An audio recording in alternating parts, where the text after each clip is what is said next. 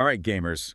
Looks like we've got a real showdown brewing in the world of monster catching. Yeah, this is a big one. Nintendo, the folks behind Mario and Pikachu and all that, are taking the creators of a new game called Palworld to court.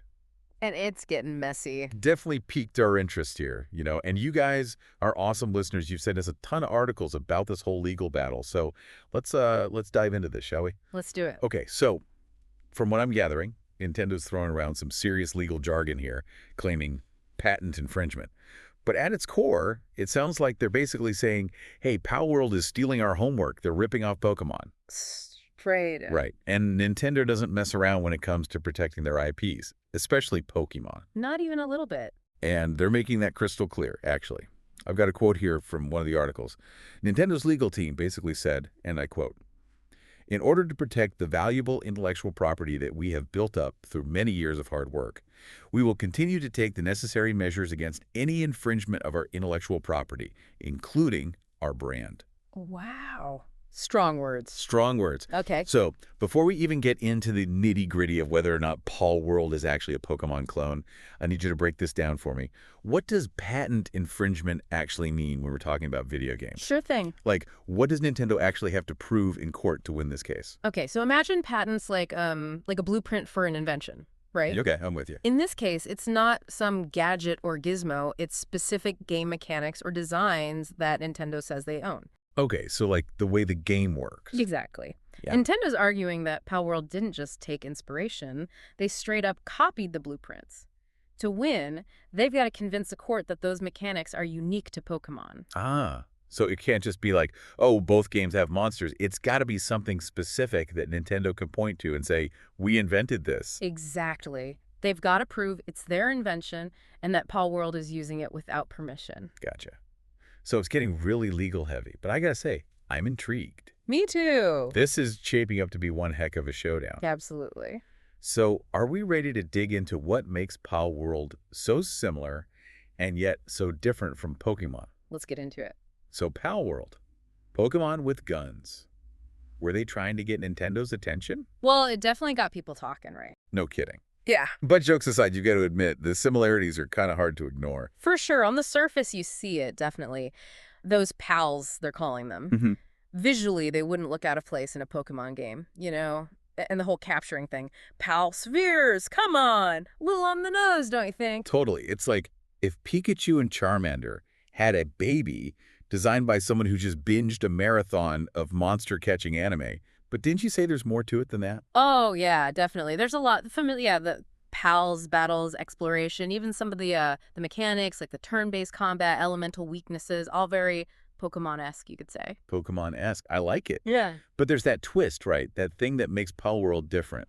Exactly. And that's where it gets really interesting from a legal standpoint, too. See, Palworld brings crafting to the table, like serious crafting.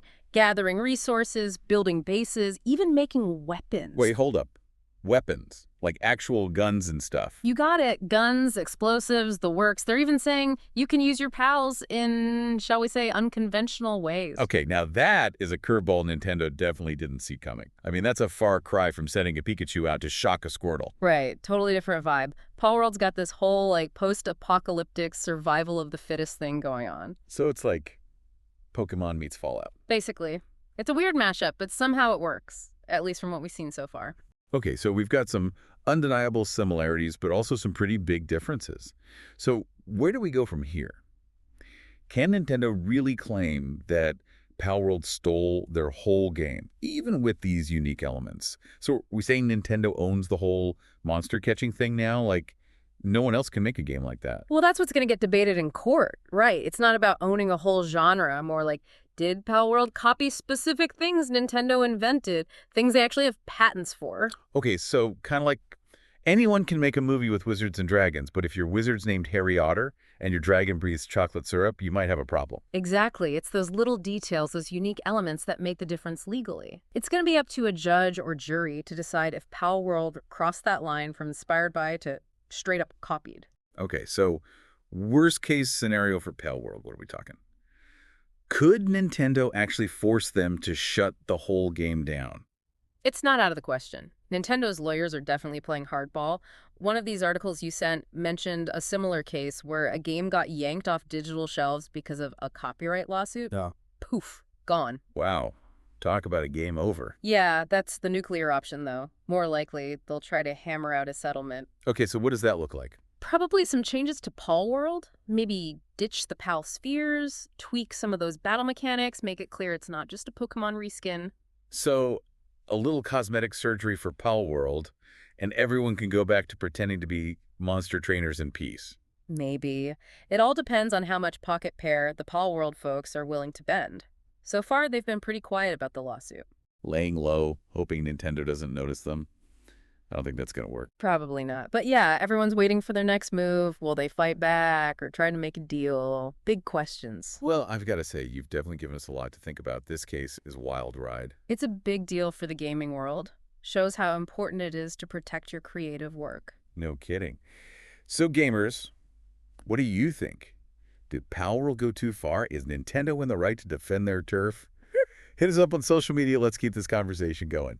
And for more deep dives into the stories that matter, you know where to find us.